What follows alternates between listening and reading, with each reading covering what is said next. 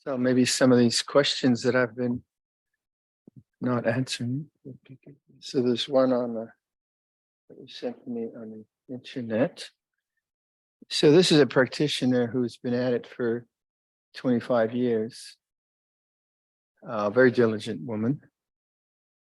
At the beginning of my practice in being with the awareness, it seemed to me that thoughts came from nowhere and went to nowhere.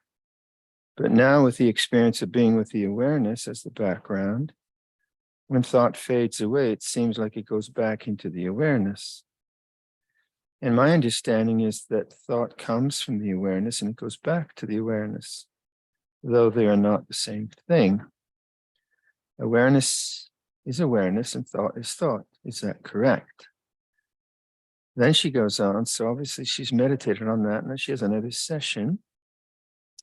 In my last session of sitting meditation, I was contemplating the awareness. While the mind was so still without any thought, any distraction, the mind was so bright, clear, luminous, and very peaceful that it seemed like I was getting absorbed into the awareness, like getting closer and closer, and finally there was the feeling of the oneness. I don't know how to explain it, but the feeling of being the one was so distinct. I don't even know being the one with what? With the awareness?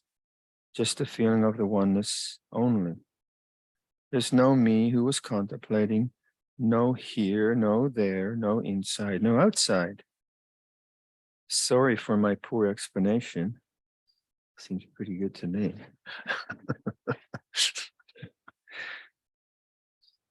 Sorry for my poor explanation. Could you please give me some light upon this? Sadhu. What can you say, right? What can you say? So, again, this person has been, I know her quite well, and she's been at practice very, very diligent, very contemplative. And this is obviously a very good, beautiful result. And what I take from it myself is that I could probably take teaching from her and I would be happy. And that at some point, intellect just has to be kind of disabled, I think, if that's the word, where intellect just can't go there. Because intellect and thought is usually about me and my doings and my considerations. So although she hasn't let go of intellect, she's let go of thought. And then I myself go to, like in the Metta Sutta, we're chanting by not holding to fixed views. And that's actually very, very profound. It's not like just not being opinionated. I think it goes to the profundity of not even defining anything. Now, we need to define things in normal operation of life, but here now you have a kind of different chance. So not even taking a viewpoint on awareness or foreground, background, that's still language, which is helpful, and coming to some sense of purity of awareness, purity of attention, stillness, not doing, not going. You use a whole bunch of language that you might use around that, and then see what happens. So one of the teachers I like, he would often in his writings, he would say, wait, but wait for nothing. And those are very difficult attitudes to cultivate because we are so conditioned by necessity to get things, to do things, to understand things, and to come back to like pure awareness, pure attention, non-becoming, all of that, kind of speaks to the tanha, because tanha is always about either kama tanha is about always consuming experience, being involved in experience, and then bhava is always that's going to the next thing or becoming. So, and vibhava is always resistance, and desirelessness is that which isn't engaged with tanha. And so I'd say for this person, their mind is abiding as desirelessness. And then also the same kind of language, emptiness. The mind is not taken up, or awareness is not taken up with a sense of self. And also signlessness. There's a teaching called the Three Doorways teaching, which again is kind of, again, it's speaking about the Amata Dhamma. It's not speaking about the worldly Dhammas. And the Three Doorways teaching is that when you contemplate tanha, and I got trying to remember because I haven't used this teaching for a long time, and it's in there somewhere. When you contemplate tanha or craving, and you see that craving, the inadequacy of craving, the tanha, because it's bound in time, because it's always about experience, and experience is always anicca dukkha anatta, that the liberation of the heart cannot be through tanha. And you come to the conclusion of desirelessness. And that's a conclusion you make from your own experimentation. It can't be about desire. So when desire comes up, it can't be about that. It can't be about desire. And so desirelessness is a doorway. This is difficult, but if you're taking the Four Noble Truths further and deeper, then that I think becomes apparent, desirelessness. So what does desirelessness feel like? Well, you can't get it. If you try to get desirelessness, you're in desire. So it's a way of talking about Ploy Wong, but in a very specific way. Then the other is the signlessness. So that one is around that all experience has a nature to change, anicca.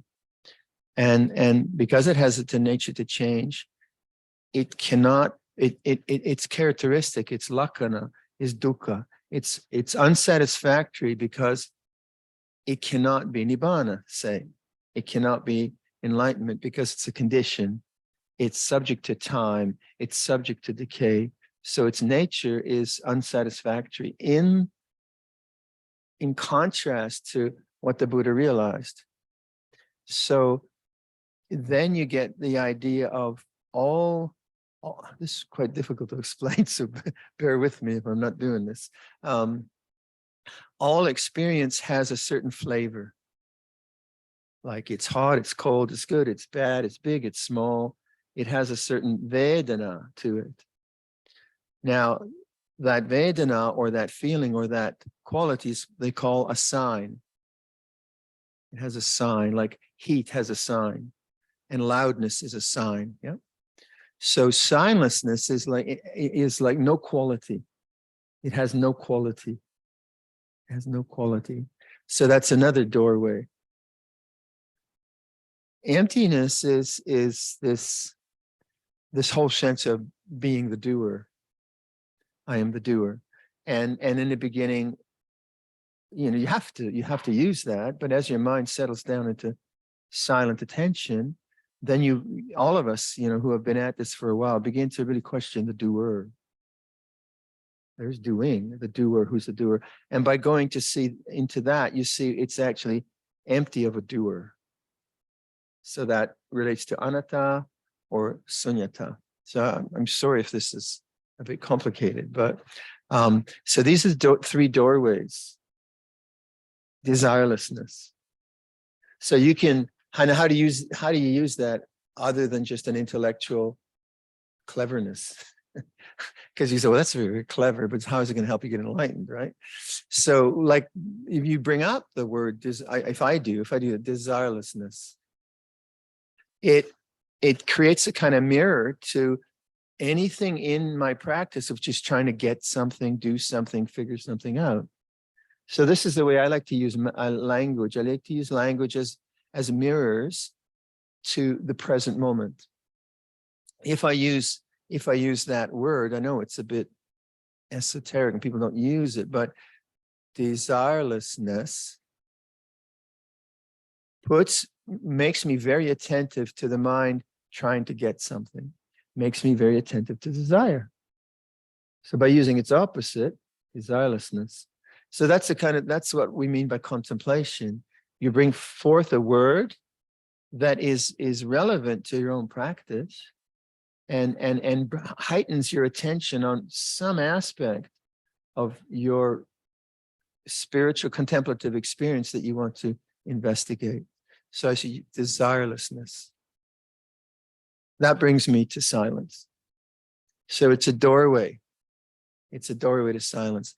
When the mind is silent, then you have to wait, but wait for nothing. You want to just get to that doorway of present moment awareness, silence, emptiness, sunyata.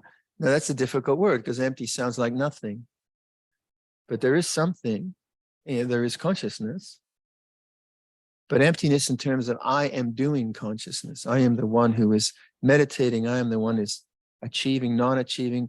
I'm successful, I'm not successful. Now notice that this person doesn't say that I've got anything.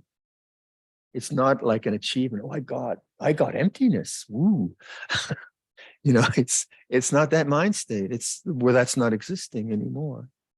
So, and you hear a lot in all Buddhist traditions about sunyata, emptiness.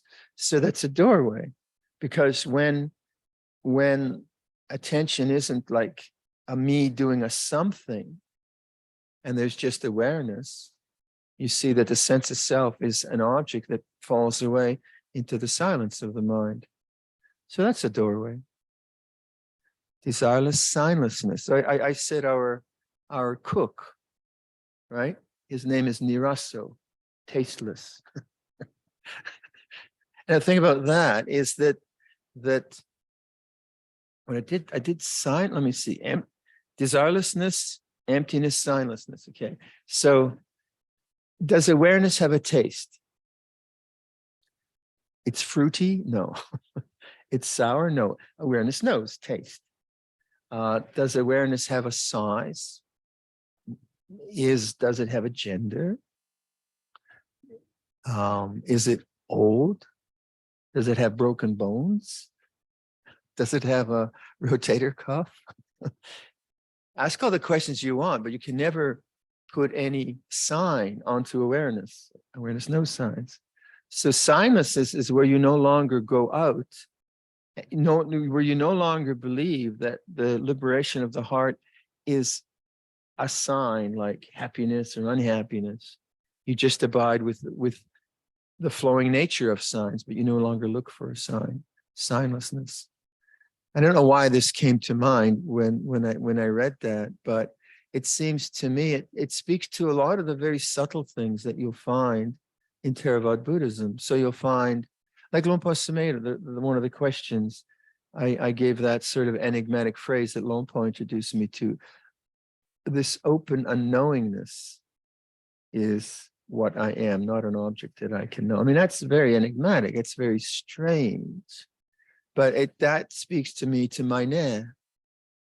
Now, when you take Luangpor Chai's Maineh, sure, on a weather or on a larger macro kind of level, yeah, we're not sure.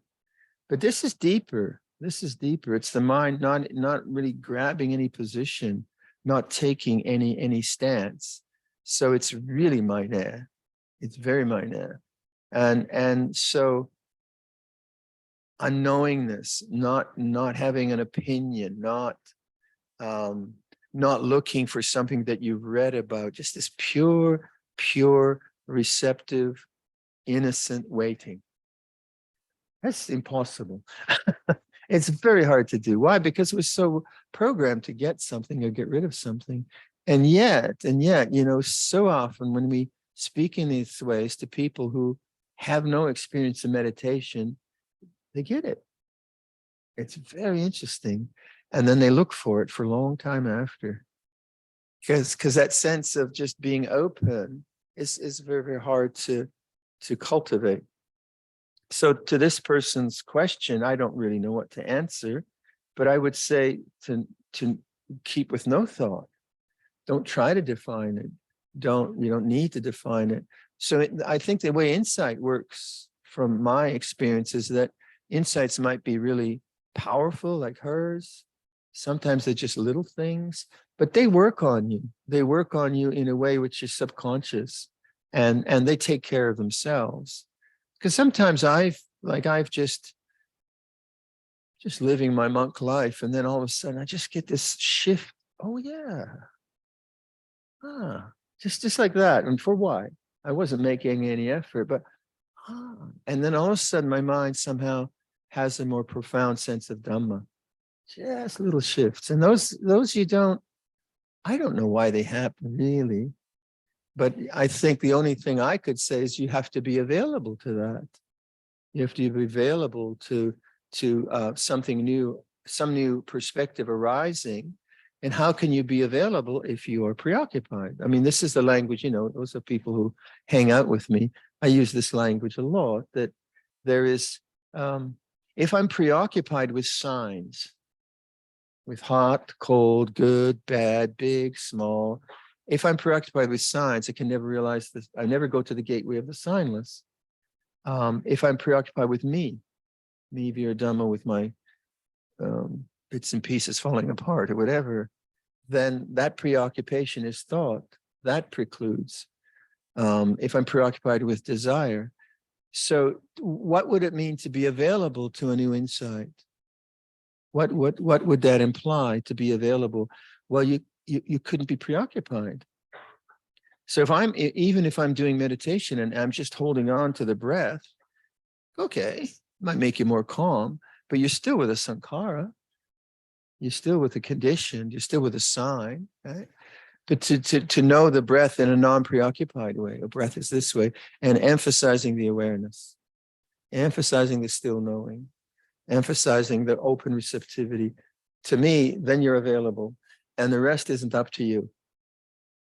And the rest is something that is, I think, very mysterious, right? Very mysterious. And like if there was a formula for getting you enlightened, you wouldn't be here. You'd be with the formula, right? Okay, at 10 days, right? I do this. Day 9, I get it. Okay, I'll take it. But it doesn't work that way. Sometimes day 1, oh, that was great. Day 10, it was terrible. So it's more, again, you see what I keep emphasizing is awareness itself, don't I? That's what I kind of keep coming back to in these different, some maybe sound too complex, but it's actually quite simple, and it is a matter of trust.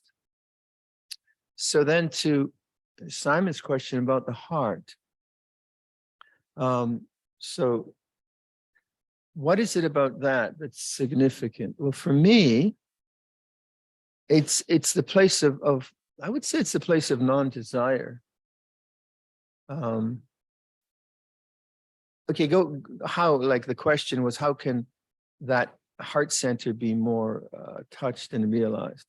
Well, any deliberate, or let's say any reflections on gratitude. If you like this morning I was sleepy, so I was just doing eye awareness, visual awareness of the Buddha Rupa, right? And it kind of go out of focus, and because I'm a bit groggy, and all right, should have had more coffee or whatever. And okay, and then all of a sudden the image of the Buddha, yeah, oh, beautiful. So it wasn't just a golden image, it was, oh yeah, the Buddha, and all I owe to this tradition and the teaching and so on. So the heart for very, very open. Gratitude, devotion. So anytime one can remember that, and a lot of people begin their meditations with gratitude. They remember the Buddha, they remember their teachers, they remember their parents. We do that at the end, don't we? Sharing of merit. And to kind of do that in a way which isn't just discursive, isn't just through thought, but actually touches the heart. It does touch the heart, doesn't it? So that's like actually, making it a conscious practice, I suppose. So you sit down. So like when I do the Metta Bhavana with Luangpor Viradhammo, right, there's a whole bunch of sensitivities there: gratitude, joy, there's a whole bunch of stuff by just mentioning his name. But I try to go beyond just my discursive relationship to him, to the heart, to the heart. And so I feel, oh yeah, that's nice. I like that. So because it's nice, it's not desire. But it's not just sukha vedana because you have an ice cream cone. It's a sukha vedana, which is actually very wholesome and very good and very skillful. And hence to me, I think it is this isn't quite canonical, but it is a place where when I abide there, there's no desire. It's like a place of fulfillment and okayness. So the more I cultivate that, the more I say, yeah, I think I'll settle down there rather than up here. Now up here, well, up here it's useful to have a brain, I'm sure, but it can just go on and on and on.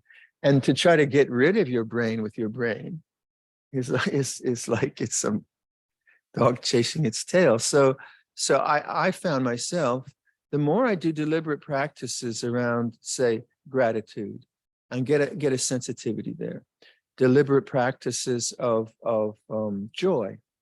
Joy is a really interesting human possibility, and like, why do we as humans, we have this capacity to notice beauty, right? And that's like, I can look at an orchid or even a beautifully arranged salad.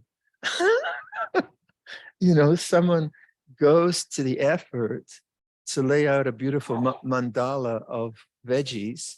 It's beautiful. It really is, isn't it? I'm not a foodie, honest. But so there is like creativity, there is beauty in our lives when you look at the shape of a bird or a sunset. We're kind of touched in a way which is very uplifting and very beautiful. Now, yeah, it doesn't have to be greed. It's not like you're not thinking, I really need a beautiful sunset tonight, like I need a whiskey or something like that, because it's just very, very natural. And I think that's what mudita is. Mudita is the touching of beauty. Usually it's portrayed as the beauty in others. So classically, it's described as a mother, and she sees her child do something like maybe, like my mother had a little pincushion. She kept it for her whole life. And the pincushion is something I made when I was in grade 2. And how else would a mother feel about a pincushion that a little guy made? She'd feel great. And that's mudita. It wasn't like, it didn't get to the museums as a piece of craft, but that doesn't matter, does it? It doesn't matter. So we can feel the success of others, the beauty of others, and I would say the beauty of nature in ways where, if we're very open, now that's very fulfilling. I don't think that's greed, is it? Like, if I want something, and because of its beauty, then I've lost it, because I'm caught up in tanha.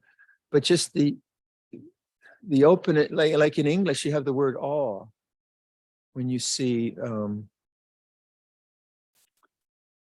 which I saw a statue in the Vatican, a Michelangelo or something, or a Bernini, made of marble. You couldn't believe that marble could look so human, and it stopped my mind. Oh, that's what awe means.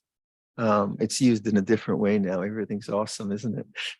But we have that capacity where the mind stops, and that's the silence.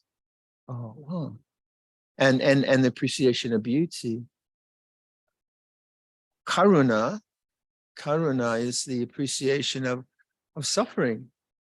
So all of you have been very compassionate to my little drama, this retreat. And I can see it in your eyes, and don't fall, which is very touching. It's very touching. And That's not about desire, is it? I mean, yeah, there's the desire that I get well and so on and so forth. Um, and you could take karuna into worry, but that's not karuna, that's worry. That's another. So karuna is not really about desire. It's about my love of my wish for you that you not suffer. If you have an ailment, gosh, I hope you're free of that. And so the four and upeka, obviously, upeka is this peaceful coexistence, heartfelt coexistence with the way things are. That's a difficult one, but it's heartfelt. Yeah. Yeah, life has suffering. Yeah. Yeah, life has broken limbs. Yeah. Yeah, life has indigestion or whatever you want. That's what's upeka is. It has that sensibility of acceptance with the heart. So put all those together, the Brahma Viharas, but they're all states of non-desire. And I think they can be felt here, in the heart. So anytime we stimulate that deliberately or inadvertently through situations, I would suggest come to here, and get used to that sensibility that we have. And now you want to go there because we want to be free from desire. We seek fulfillment. When we seek it in external objects, they change. When we start to look here, oh yeah, that's a good place to be. So I think for myself, this kind of becoming aware of the heart and becoming aware of stillness is about as far as I can go. And then I just have to wait, but wait for nothing. And then it's magic, I think. I really do. It's kind of magical. So that was Simon's question on the heart. And that was that lady. So let me just try to finish these off.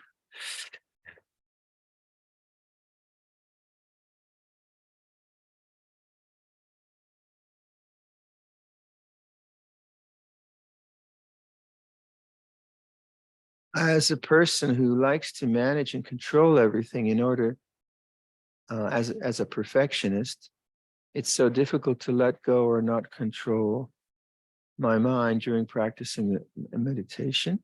It's so tight. This is the habit for years to manipulate at work and home. Question: how not to control the mind and let it go, let go of desire. Well, so that's a different question than the other person's. Who, so we're all kind of in our own space and territory, and this is what you work with. So realize that cultural family conditioning is so deeply rooted in us because it starts so young. And even, I guess, genetically, we have these conditionings about who we are and what we should do and how we should be as men and women, as husbands or wives, as sons and daughters, as parents. So you have very strong conditioning right from childhood. And you're not even aware of it happening.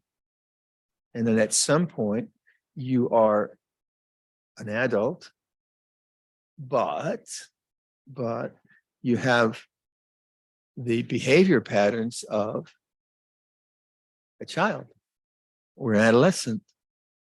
And in fact, like I'm going to, if I make it to South India, I'll be on a trip with Venerable Amasiri and his parents and my brother. And the last time I traveled with my brother was when I was 15. In other words, we've lived completely separate lives. And he's an interesting guy, but he's the older brother. And I'm always the younger brother. And he's always making fun of me.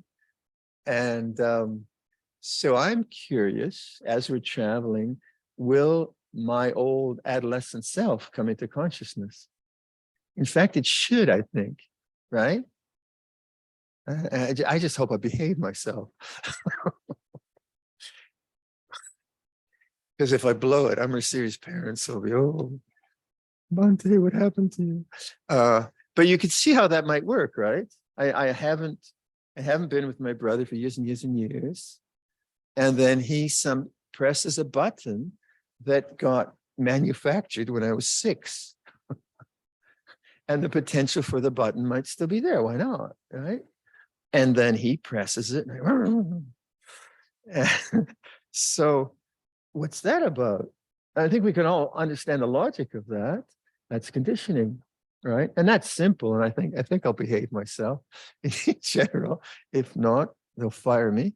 But then take something more profound, like perfectionism. Why was that conditioned into the person's mind? Who knows? You don't know. Maybe you know. Maybe you can get some therapy. But then I think then the attitude has to be, okay, perfectionism is my teacher rather than my enemy. Otherwise, how are you going to get it, right? How are you going to sort that one out? So you kind of have a more welcoming mind rather than to a mind, oh God, this perfectionist character of mine. That doesn't work because it creates another sense of self. So you kind of make, I like my example of fear. That's why I had to see that fear was my teacher. So, okay, perfectionism, even though I don't understand it, even though it overwhelms me, even though I get caught up into it, I say to myself, I'm going to try to learn about perfectionism as a mood of mind and how it creates a sense of self. Because that's the problem with any habit, is the attachment through a sense of self through thought. All right? So having made that, I would say, having made that determination to begin to understand this, then I try to I would say, go back to labeling and saying, oh, this is perfectionist thought. And it might be self-disparagement. Oh, you did that wrong. It's no good. Or I'm not sure what language would be there. But if you could start to identify the thinking patterns, oh, that's the perfectionist pattern, then you have more mindfulness. If you're always in the thoughts, you're just lost in it. So then as you have more mindfulness of that pattern, oh, there's the perfectionist. You don't try to get rid of it. You try to see, oh, yeah, but awareness is bigger than perfectionist. Yeah, there is that, but there is this knowing too. So you're trying to strengthen the knowing around the very habit of perfectionist. Quite often in the habits we have, as I often say, the time you notice it the most is when you've gotten caught in it. When you've made a mistake by getting caught up into it, then you notice the result and say, oh, wow, I was really caught in that. Then you feel the result. Oh, this is the result of being attached to. So let's say I'm a perfectionist and I have a bunch of people in my circle of friends, and then they put their shoes wrong. They're not quite together right. And I say, you idiot, your shoes are wrong. And then I sit down, I say, oh, I blew it again. I did it again. I'm a bad person. I'm a bad person. That doesn't help. It doesn't help doing it again to you idiot. So the middle way is to know that with attachment to perfectionist, I get suffering. Suffering feels this way. So you establish awareness where you can establish awareness. And usually you establish it after the fact, when you've lost the plot. And then that awareness warns you, be careful, don't go there, don't go there. So it becomes, these are just vague reflections, but you have to investigate the very cause of suffering. It feels like this, and then look at the craving around that, what maybe like perfectionism, if you don't get it right, maybe there's a sense of fear underneath, insecurity. What does that feel like?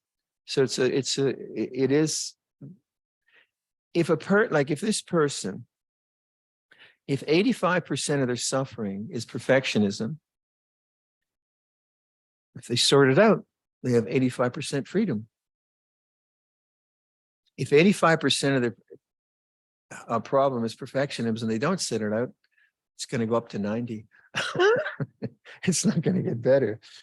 So it's like taking on the very thing that seems to be your worst enemy to be your teacher. I mean, that's always the way it is. That's very simple that way.